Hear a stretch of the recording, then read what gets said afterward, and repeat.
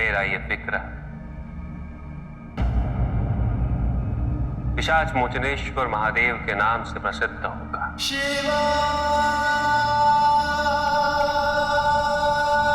किंतु ये स्मरण रहे कि मात्र मेरे विग्रह की पूजा करने से पैशाचिक वृत्ति से मुक्ति नहीं मिलेगी,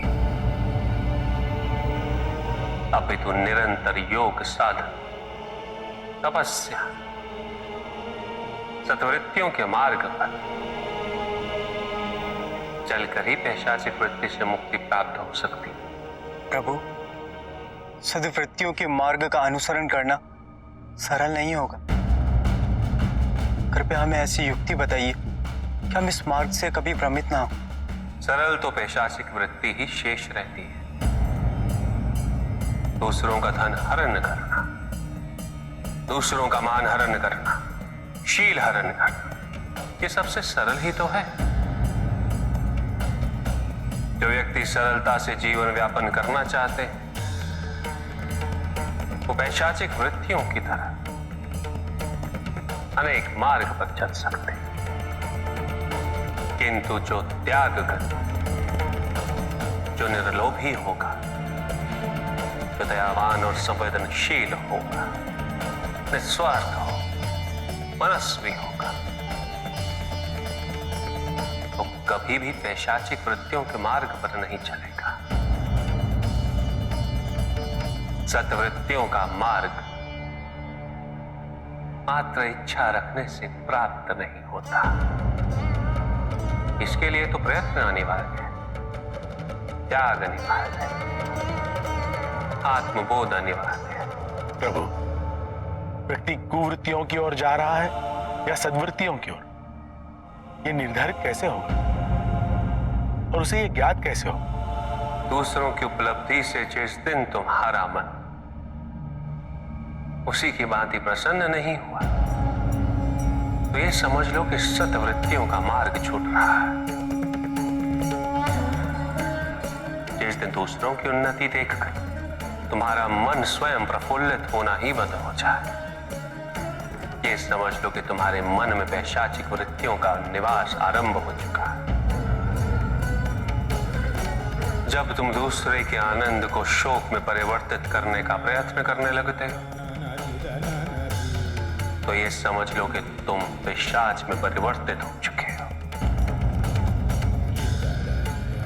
जब ये समाज से दियों के कठिन मार्ग को छोड़ देता, उस दिन ये समाज पैशाचिक होना आरंभ हो जाता है। इसलिए सबका प्रथम कर्तव्य यही है कि अपने भीतर से शुभता को कभी भी विस्थापित न होने दें, क्योंकि शुभता और योग ही है जो व्यक्ति को द्वेष, ईर्ष्या और पैशाचिकता से मुक्त रखता है।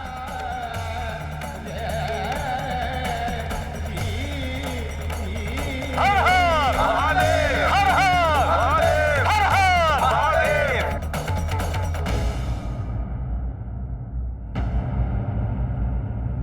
नारायण नारायण।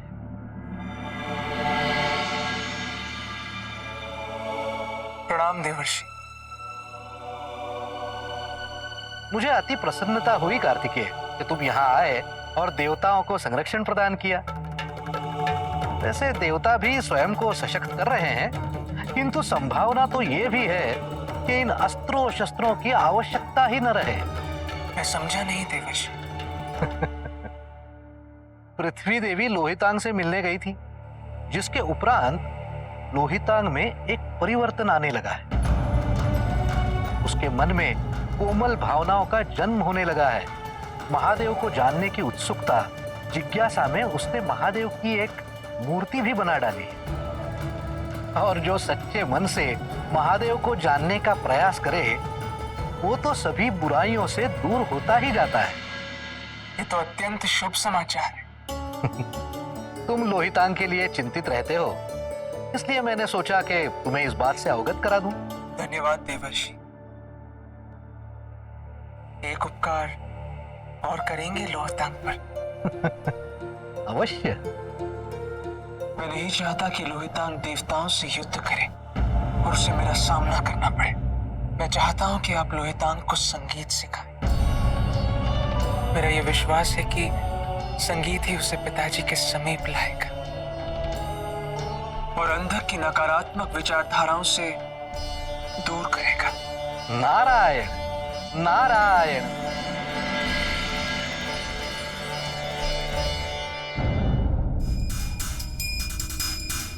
महादेव को उनकी संपूर्णता के साथ जानना किसी के लिए भी संभव नहीं। ये कैसे महादेव है जो अपने ही अंश की हत्या करवाने का प्रयास करे? यही है इनकी वास्तविकता और हमारा युद्ध इन्हीं के विरुद्ध है। अंधर, तुम्हें महादेव के बारे में जो कुछ भी बताएंगे वो अर्ध सत्य ही होगा। क्या है आपका सत्य? मैं किस पर विश्वास करूं? इस मूर्ति पर जो मुझे अपनी ओर आकर्षित कर रही है, या फिर उस आकृति पर जो मेरे मन में वास करती आई है, जिसके प्रति मुझे केवल घृणा है। भैया का दुख मेरे लिए सत्य है, माँ की बात भी मेरे लिए सत्य है, किंतु ये दो सत्य एक दूसरे के कितने विपरीत हैं। इतना विरोधाभास एक व्यक्तित्व में कैसे संभव है? ये भी तो संभव है कि माँ को भ्रम हो, या फिर भैया को, एक पुत्र को अपने पिता को समझ पाना इतना कठिन क्यों है? नारायण नारायण।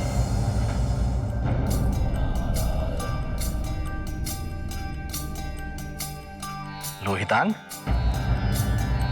मैं नारद हूं, नारद मुनि।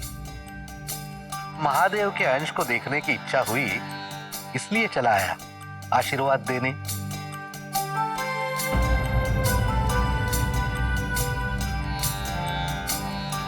ये वीणा है। तुम्हें संगीत अच्छा लगता है? पता नहीं, किंतु कुछ समय से सहसा संगीत सुनाई देने लगा है, जबकि उसका स्रोत कहीं भी नहीं होता। नारायण नारायण। लोहितांग, ये आवश्यक तो नहीं कि जो ना दिखे, जो प्रत्यक्ष ना हो, वो हो ही नहीं। संगीत तो दिव्यानुभूति है। ये संगीत केवल उसे ही सुनाई देता है जो अपने मन के कोलाहल से दूर हो। और जब यह संगीत सुनाई देने लगे, तब समझ लो कि उसके स्रोत तक पहुंचने की यात्रा का शुभारंभ हो चुका है। और आश्चर्यजनक तो यह है कि जब व्यक्ति इस संगीत में स्वयं को खोने की कला सीख लेता है, तब उसके स्रोत तक पहुंचने की जिज्ञासा भी समाप्त हो जाती है, क्योंकि उसे इस बात की अनुभूति हो जाती है कि इस संगीत का स्रोत ही परम सत्य है। उसका आभास ही उस तक पहुंचना है, उसे पाना है। लोहितांग, तुम संगीत सीखना चाहोगे?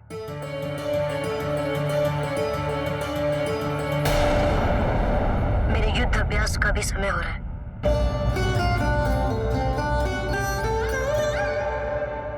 युद्ध में भी तो संगीत है। एक श्रेष्ठ योद्धा के लिए संगीत अत्यंत आवश्यक है। और तुम्हें तो सभी ज्ञान शीघ्र आत्मसात करने का आशीर्वाद प्राप्त है। तुम संगीत सीखना चाहोगे? मुझे लगेगा मेरा आना सार्थक हुआ।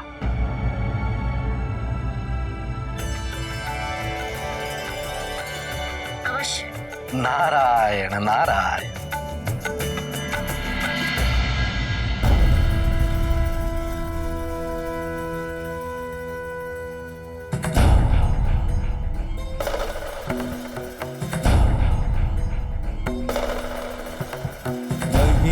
पारं ते परमविदुषो यस्य सत्कृषि श्रुतिर्ब्रह्मादिनामपि तदवसन्नास्त्वयि गिरः अथावाच सर्व समतिपरिणामवधिगृह्णन् अवापेश स्तोत्रे नरनिरपवादपरिकरः किमिह किङ्काय स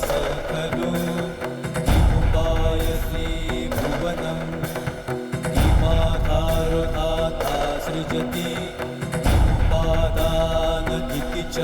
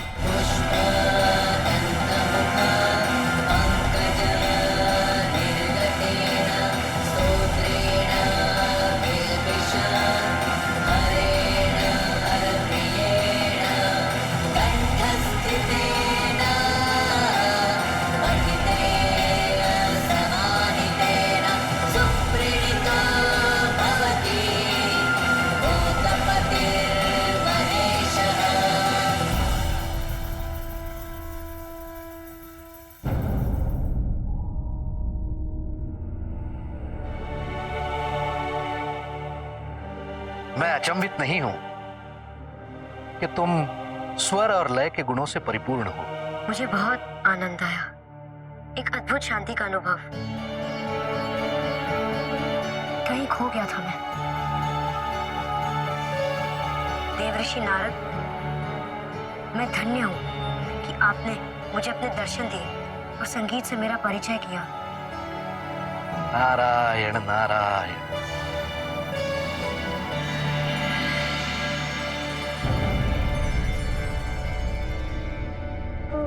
लोहितांग, अब प्रतिदिन इसी स्थान पर महादेव की प्रतिमा के समक्ष इस संगीत का अभ्यास करना। अवश्य।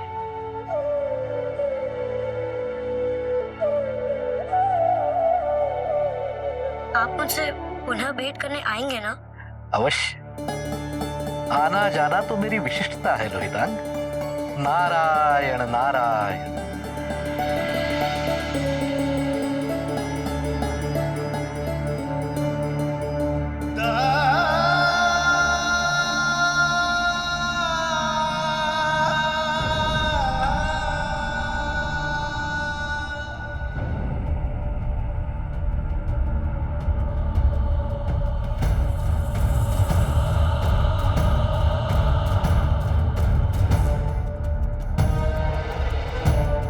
देव कंपन।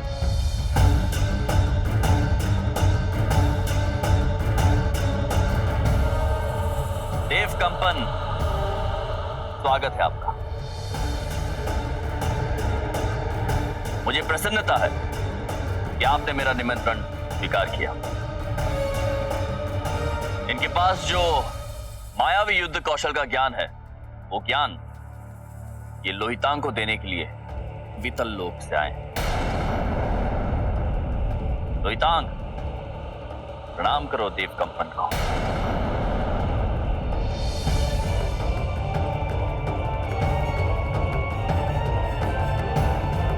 राजन, मेरे पास जो विद्या है वो मैं इसे सिखा तो दूं, किंतु उसमें समय लगेगा।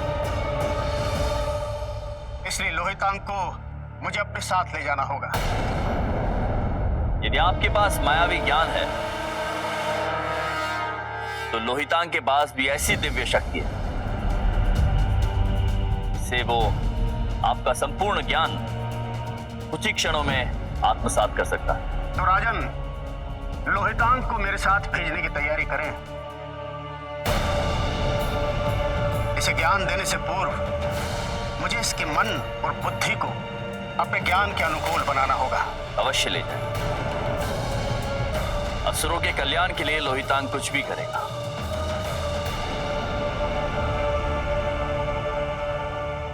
नहीं, ये उचित नहीं। जो परिवर्तन मेरे जीवन में आ रहे हैं, उस मूर्ति से, माँ के दर्शन से, मैं उनसे दूर नहीं होना चाहता हूँ। मैंने अभी अभी तो महादेव के बारे में जानना आरंभ किया है और उन्हीं को समझना मेरे लिए आवश्यक भी है, प्राथमिकता भी। क्या हुआ लोहितांग? क्या सोच रहे हो तुम? मुझे इस मायावी युद्ध कौशल को सीखने की न तो इच्छा है भैया और न ही आवश्यकता।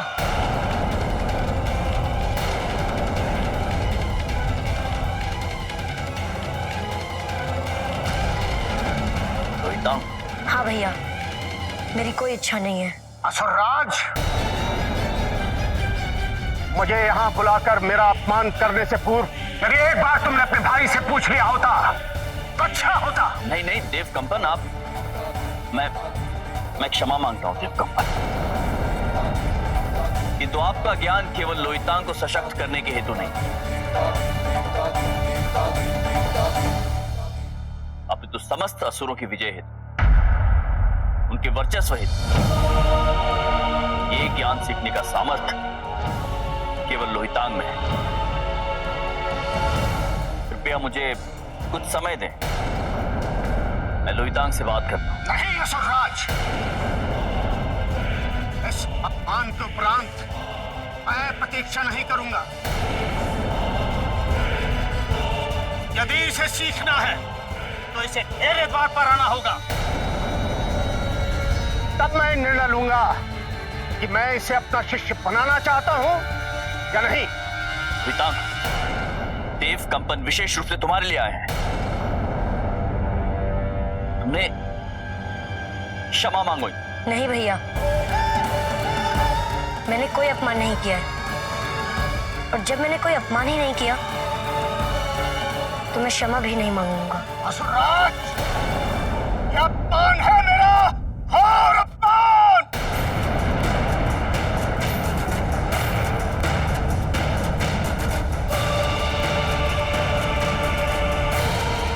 लोहितांग,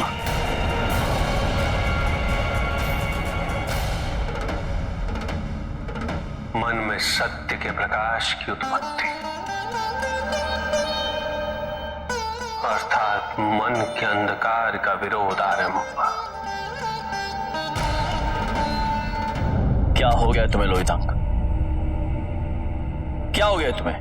मुझे कुछ नहीं हुआ है भैया, मैं बस आपका ये आदेश नहीं मान सकता हूँ। आदेश कहते हो तुम इसे?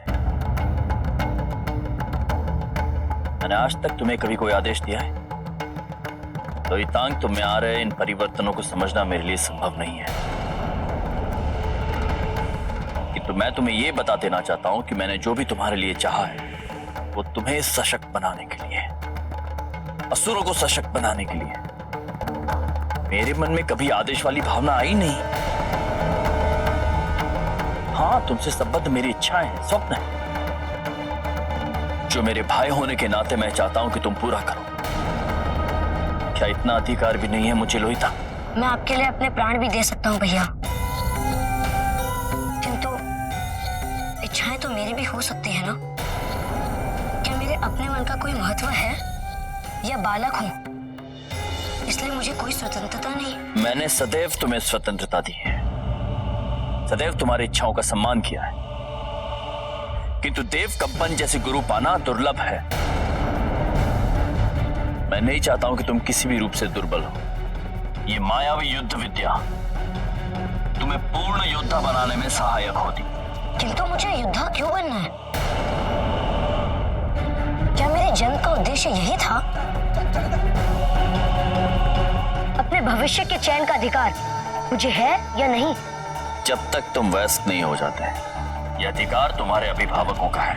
और आप सोचते हैं कि मेरे वयस्क होने तक इस प्रकार से क्या मेरे पास कोई विकल्प शेष रहेगा? जिसने जीवन में शिक्षा केवल युद्ध और हिंसा की पाई हो, क्या वो कभी कुछ और बन सकेगा? क्या ये मेरे बाल्यकाल के साथ अन्याय नहीं? लोहितांग!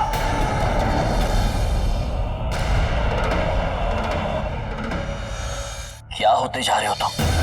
कहां से आ रहे ये विचार तुम्हारे मन में? हाँ? जैसे कि शत्रु हूं मैं तुम्हारा। तुम मेरा विरोध कर रहे हो? मेरा? भैया, मैंने आज तक ना आपका कभी विरोध किया है, ना कर रहा हूं और ना कर सकता हूं। यदि ऐसा है तो जाओ, वितल लोग जाओ और देव कंपन से क्षमा मांगकर उनके शिष्य बनो। क्या मेरी भावनाओं का कोई महत्व नहीं? जिनसे प्रजा को आशा होती है, उन्हें प्रजा के लिए अपनी भावनाओं की उपेक्षा या परित्याग भी करना पड़ता है। जो अपनी भावनाओं और मन का सम्मान ना करे, वो प्रजा के योग्य ही नहीं।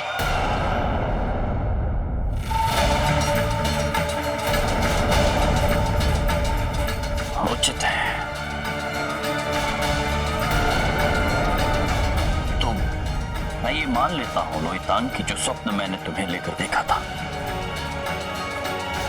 वो कभी पूरा नहीं होगा।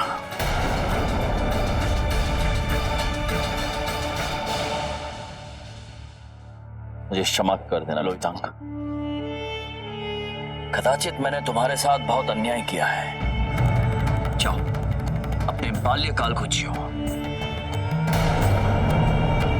अपने मन की करो तुम। दुख मुझे इस बात का नहीं है भैया कि आप मुझे समझ नहीं पाए। दुख तो इस बात का है कि आपने तो मुझे ठीक से सुना भी नहीं है।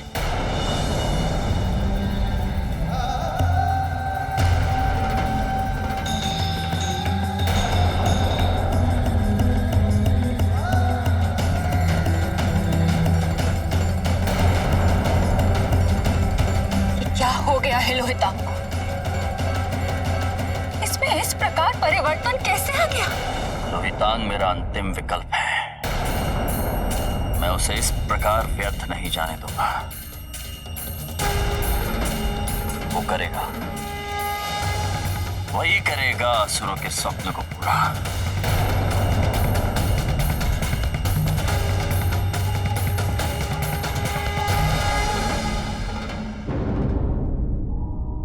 अंधक उचित नहीं कर रहा है महादेव।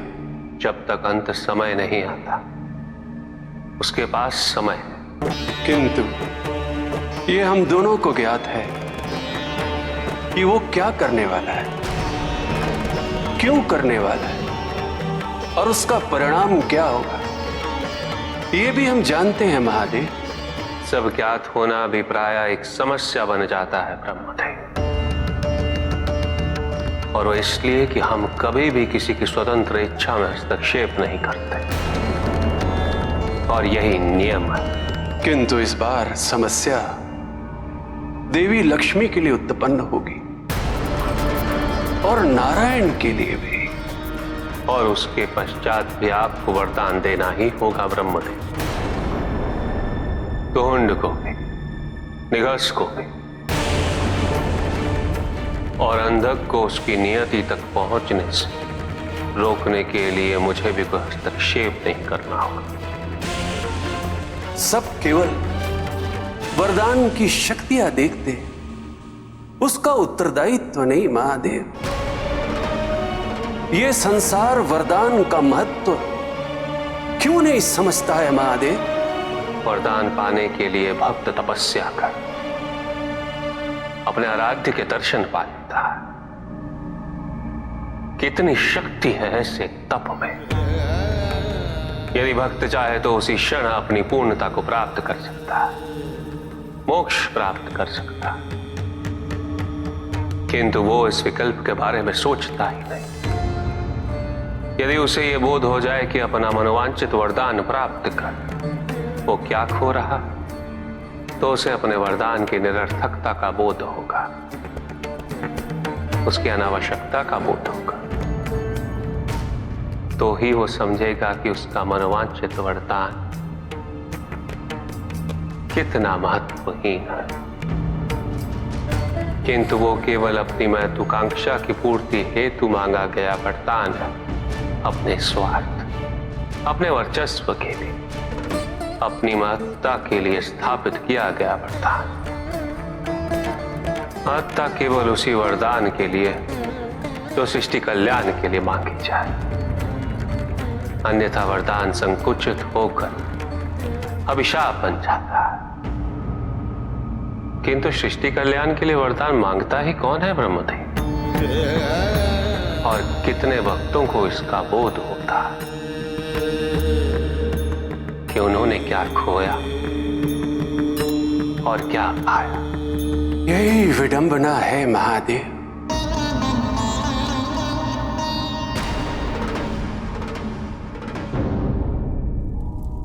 आहुति दीजिए देवराज, आहुति दीजिए विश्वकर्मा।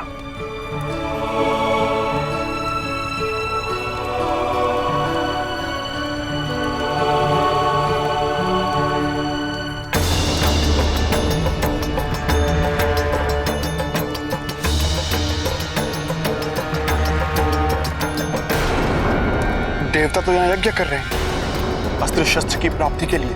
हमें इसके बारे में असुरराज अंधक को शीघ्र अतिशीघ्र सूचित करना होगा। चलो। नहीं,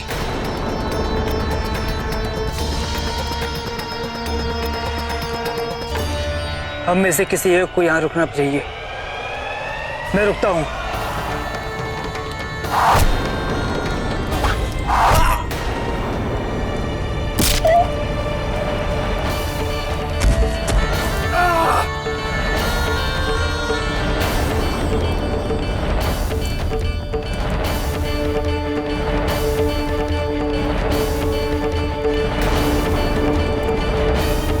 गुप्तचरों का आगमन, अर्थात असुरों को यह संदेह है कि देवता कुछ कर रहे हैं। हमें सतर्क रहना होगा।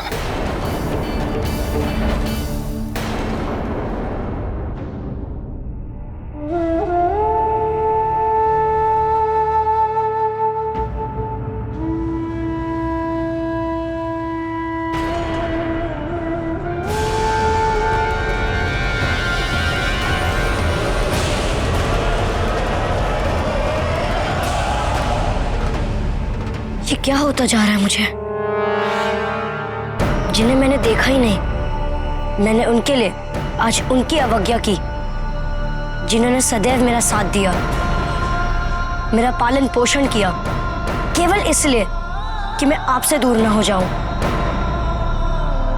क्या ये अनुचित नहीं? हो सकता है कि आपके प्रति मेरा भाव केवल एक भ्रम हो, और यही मेरा सबसे बड़ा भय है।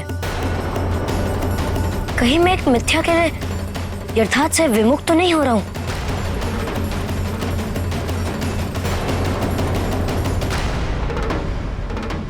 स्मरण रहे अब तक, दूषित मन कभी भी किसी अच्छे उद्देश्य को पूर्ण नहीं कर सकता। अंधक, जब तक लोहितांग सृष्टि के कल्याण हेतु प्रयासरत रहेगा, मेरा आशीर्वाद उसके साथ रहेगा। और यदि वो उसकी विपरीत दिशा में अग्रसर हुआ तो मैं उसे अवश्य रोकूंगा। नहीं महादेव, नहीं। आप लोहितांग तक पहुंचने का, उसे प्रभावित करने का जितना भी प्रयास कर लीजिए, किंतु मैं लोहितांग को आपके विरुद्ध खड़ा करके ही रहूंगा। इसे अपनी ओर आकर्षित करने का जो षड्यंत्र आप रच रहे हैं, कभी सफल नहीं होगा महादेव।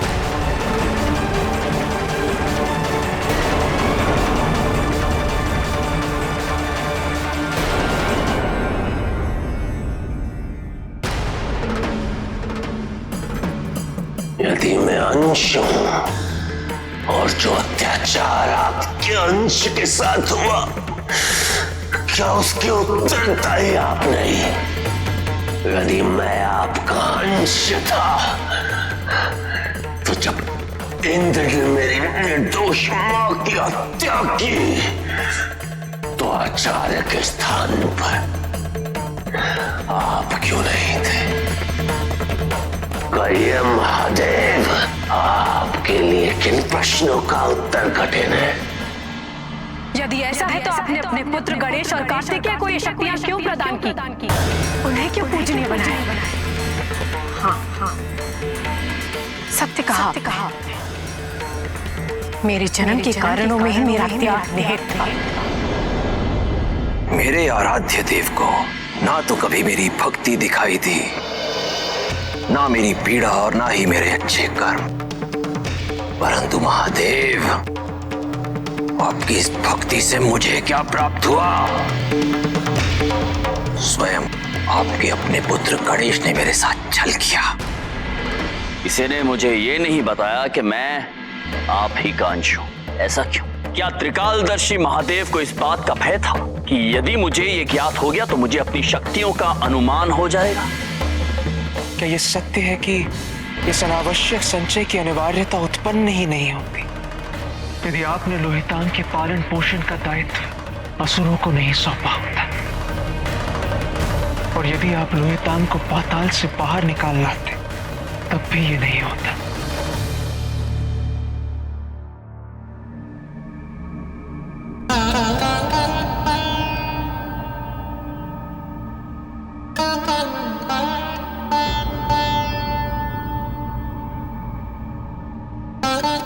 तुम भी कोई प्रश्न लेकर आए हो गणेश? नहीं पिताजी, मैं तो केवल यही पूछने आया हूं कि मेरे योग्य कोई भी सेवा हो, आदेश करिए। अवश्य गणेश, तुम बस शुभता का प्रसार करते ना। इस संसार को उसकी बहुत आवश्यकता है। पिताजी, मैं आपसे एक प्रश्न पूछूं? अवश्य पुत्र। पिताजी, आप मेरे आने से पूर्व किस पर विचार कर रहे थे? मुझसे तो प्रश्नों के उत्तर सभी मांगते हैं गणेश, किंतु मेरे द्वारा दिए गए उत्तरों पर कितनों ने विचार किया, कितनों ने उस उत्तर को आत्मसात किया।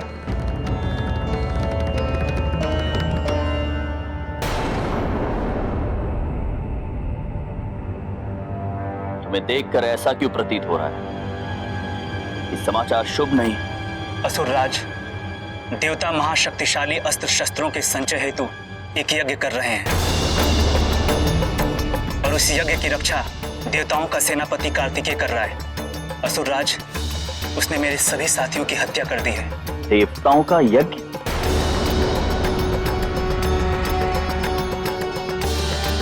यज्ञ, इसे रोकना होगा, अविलंब रोकना होगा इसे। सेना तैयार करो, इस यज्ञ को खंडित करना होगा। जाओ।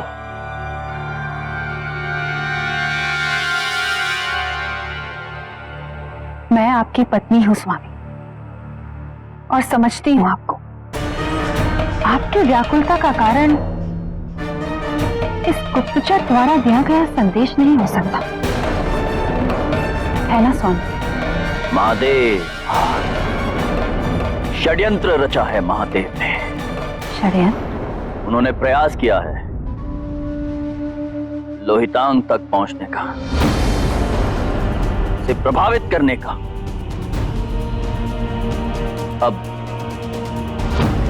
अब समझ में आ रहा है लोहितांग में ये परिवर्तन कैसे आ रहा है। किंतु आपको कैसे ज्ञात हुआ? मैंने देखा मैंने स्वयं। प्रतिमा बनाई है उसने महादेव की, सबसे छुपा कर रखा है उसने। बातें करता है वो उनसे। अर्थात लोहितांग से असुरों को जो आशाएं हैं। नहीं, कदापि नहीं। लोहितांग को महादेव से घृणा करनी होगी। ये युद्ध मैं अवश्य जीतूंगा, भले ही उसके लिए मुझे स्वयं पराजित क्यों ना होना पड़े।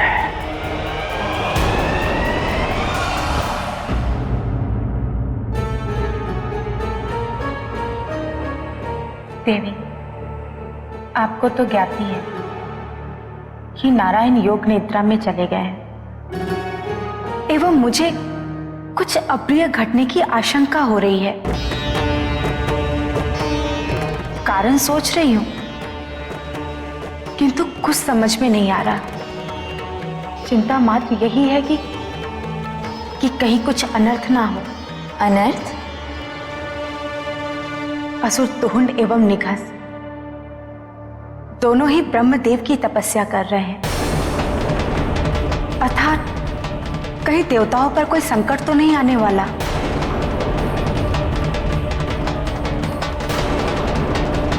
क्या हुआ देवी? आपकी चिंता बता रही है कि आपको कुछ पूर्व ज्ञात है, किंतु जिसे व्यक्त करने में आप संकोच कर रही हैं। देवी, हिरण्यकश्यप का वध कर जब नारायण अपने नरसिम्हा अवतार में अनियंत्रित होकर संसार को निगल रहे थे, तो सप्तऋषियों ने उन्हें श्राप दे दिया था कि जिस प्रकार वो संसार को निगल रहे हैं, एक दिन उन्हें भी कोई निगल जाएगा। नारायण को श्राप?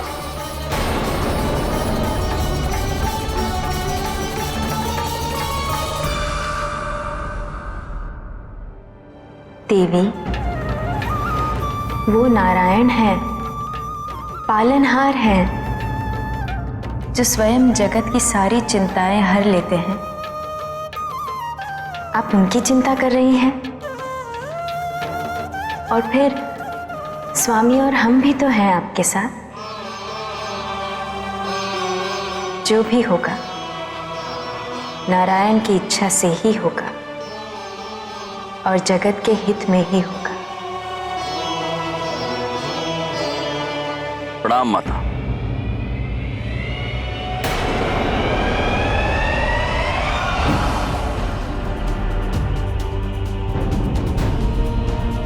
माता पार्वती, माता लक्ष्मी, दोनों के दर्शन पाकर मैं धन्य हुआ।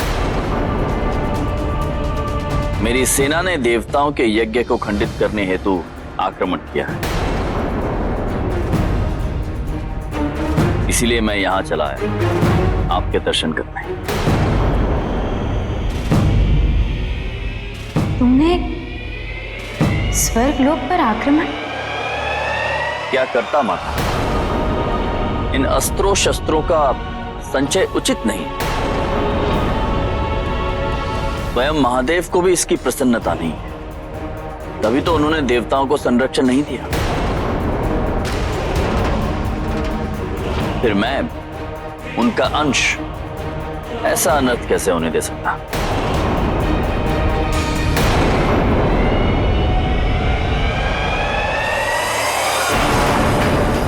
असुरों की सेना? कार्तिकेय का अनुमान उचित था।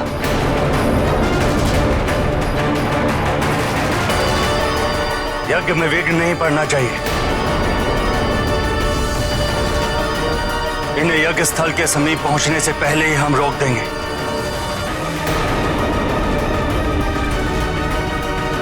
आप निश्चिंत होकर यज्ञ कीजिए,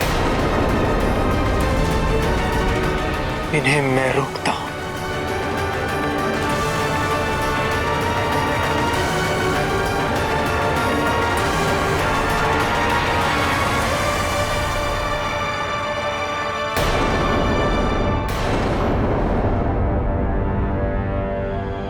इतने बड़े यज्ञ को रोकने के लिए किया जाने वाला आक्रमण, तो फिर अंधक इसमें सम्मिलित क्यों नहीं हुआ? कहीं अंधक की कोई और योजना तो नहीं?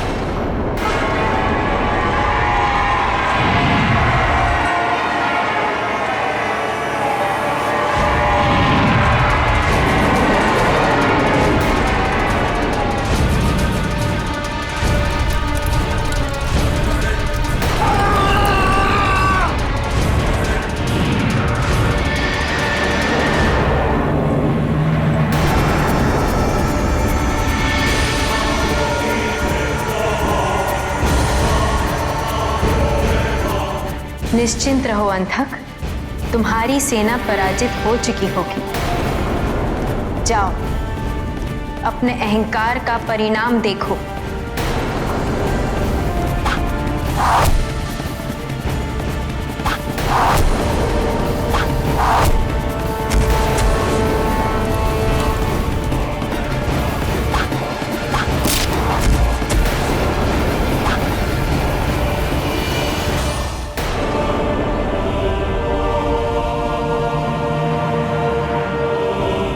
जाऊंगा माता, अवश्य जाऊंगा।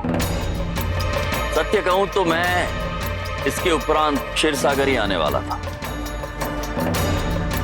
माता लक्ष्मी से प्रार्थना करना कि वो मेरे साथ पाताल लोक चलें।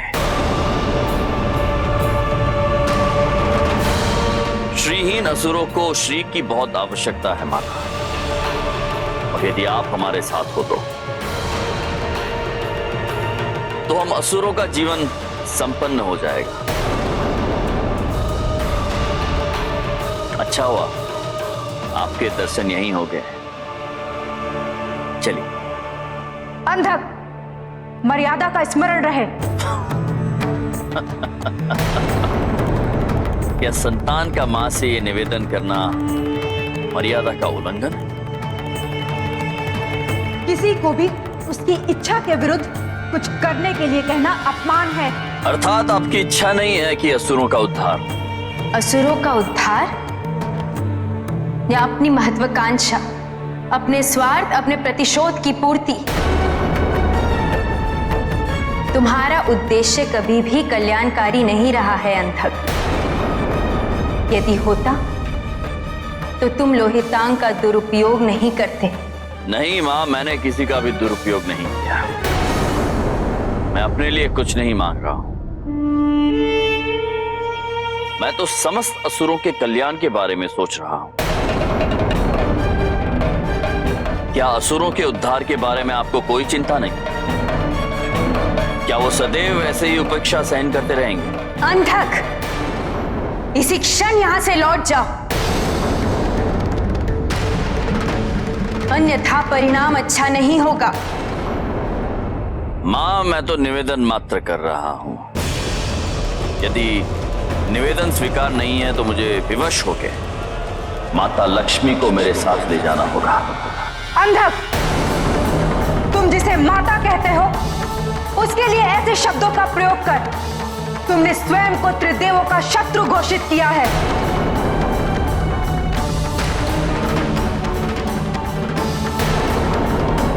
तुमने मात्र शक्ति का अपमान किया है। तुमने 3 बार कहा ना कि तुम मुझे साथ लेकर जाओगे। इसका दंड तुम्हें अवश्य मिलेगा। तुम्हारे वक्ष में 3 घाव होंगे।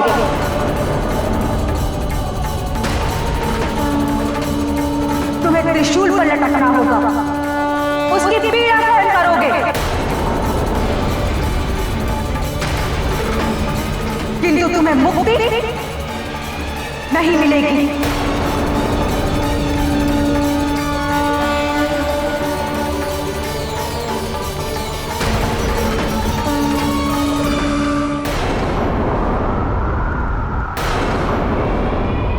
मैं आपका वचन वरदान समझकर सहर्ष स्वीकार करता हूं।